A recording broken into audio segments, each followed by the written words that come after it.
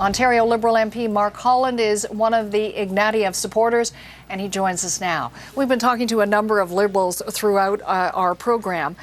There's obviously a difference of opinion as to how all of this is to be resolved. Much to be resolved in the next few days, probably a lot of it to be discussed Wednesday at this meeting. What would you like to see resolved by Wednesday? Well, I think what we're seeing right now is a healthy process. You know, we're fortunate. We now are down to two extremely well-qualified candidates. This is based on the assumption that Dominic LeBlanc is announcing in a few hours. Yeah, and right? if Dominic, or we have three, because I have a lot of respect for Dominic. I think that we have a tremendous amount of talent in this party. He does say, I mean, by all accounts, conventional wisdom is he throws his support behind Ignatieff. And if he does, we're extremely fortunate. But, you know, one of the things I can tell you about Michael's campaign is that it's a campaign that's really been driven by the grassroots. You know, I have not seen our party as unified as it is right now. I've not seen more energy in our base.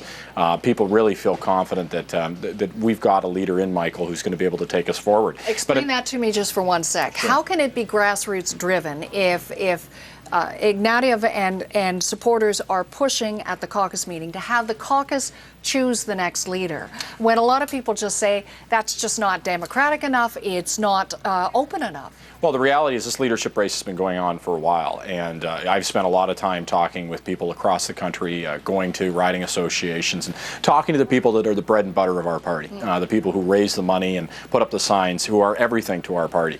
And the enthusiasm and support they've been showing for Michael Ignatieff is incredible. And let me say this, that it is in the center of everybody's mind that we ensure that our grassroots are the ones that get to have the opportunity to lead this process. And so how do they do that? Well, I mean, it's been happening. I mean, I had a Christmas party the other day, usually a very subdued affair. We had over 400 people, and everybody was coming forward with what their opinion was. One of the things that was universal in their opinion is that we must select a new permanent leader by the time we come back to Parliament on January 27th. Look, Harper is consistently pushing us to the brink. He is playing all of these games in Parliament, going for our jugular, refusing to allow Parliament to work, doing nothing on the economy. We're going to need to make sure that our House is in order so that we can take him on. And if he's going to threaten an election, that we're not encumbered by a process that frankly isn't fast enough. I think everyone, or all Liberals, appear to be in agreement that by January 26th, you have to have someone in place who's ready to go to an election if that's where it goes.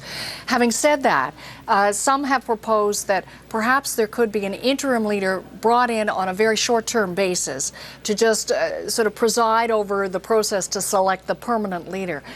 Is that viable? Could someone emerge from Wednesday's meeting as an interim leader, and that perhaps you select a permanent leader in January, which might allow, in the next couple of weeks, one more debate between the two standing candidates, which obviously Bob Rae, Michael Ignatieff, at least have one more encounter to showcase the candidates before you select the permanent leader? Well, I think we're going to have a lot of discussions around what is the right way to go forward. And those discussions are very much involving the grassroots of our party, and we're listening very carefully to the thousands of emails that we're getting from party members, and also as we reach out and talk to people.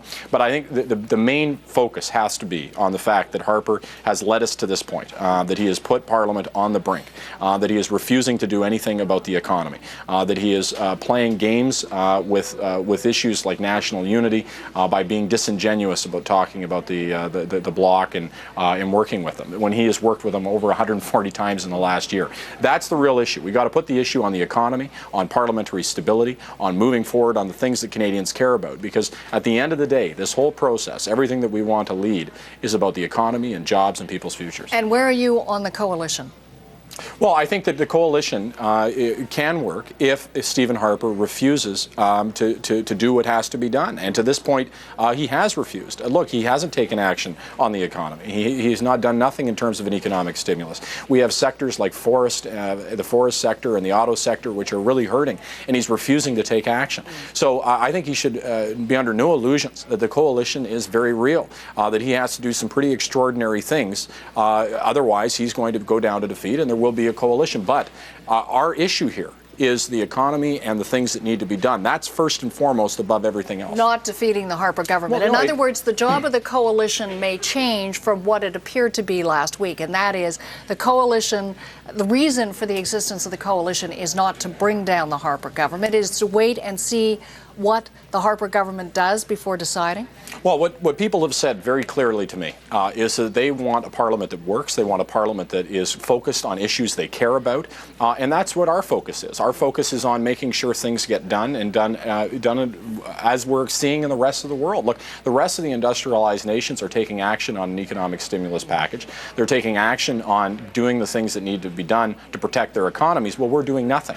People aren't accepting of that, and so what we're going to do is lay forward a very clear plan of what has to happen. And if Stephen Harper refuses to, if he continues to play partisan games and go for the jugular and push us to the brink, then we're going to make sure that there's an alternative that does what Canadians want. Okay, Mark Harland, appreciate your time today. Thanks so much.